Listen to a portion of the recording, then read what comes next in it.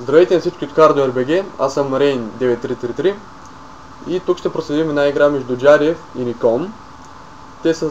Двамата играчи са избрали расата Protoss, като картата в момента е Lost Temple, която е карта за 4 и е доста популярна още от зората на StarCraft 1, има и в Warcraft 3, така че тя е доста популярна карта и също е една от любимите ми карти като цяло.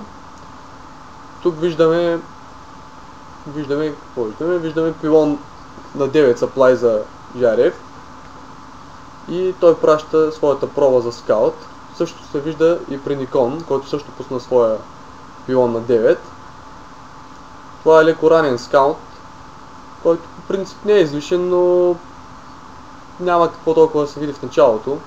Може би просто да види Никон не е замислил някакъв прокси ръш или нещо подобно. А и все пак картата е за 4 и по този начин ще може да разбере къде му е локацията. Виждаме също, че и двамата играчи хронобустват по две пробки, докато стигнат 12 мид. Никон вече пусна своя гейтвей и хронобусна отново Nexus си за още две проби. Джариев той е пуснал своя гейтвей. Виждаме и втори пилон за Никон, който е сложен доста близко до гейтвея, което ще позволи дори да бъде унищожен първия гейтвея да има power. Джариев избра вместо втори пилон да пусне асимилатора, което най-вероятно означава, че ще иска да течне до по-висок тир единици.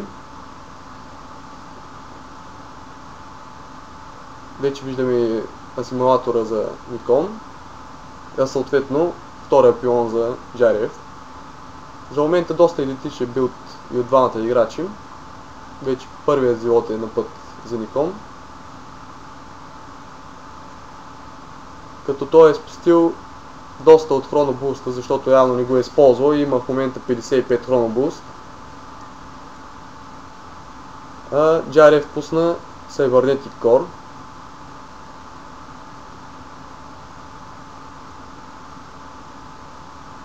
Докато Никон все още скаутва, защото ако погледнем от неговия изглед, той все още не знае къде се намира неговия противник.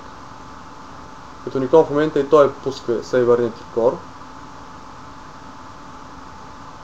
и помпи армия от двата си гейтвея, но е supply блокнат и пуска трети пилон. По принцип е желателно да се избягва да си supply блокнат, винаги е хубаво да имаш един пилон леко предварително пуснат.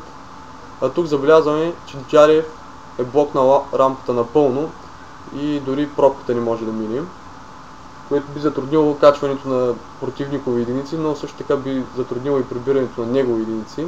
Също така виждаме, че той е направил и прокси Stargate близко до базата на Никон, което означава най-вероятно, че ще видим Void Rail'ове.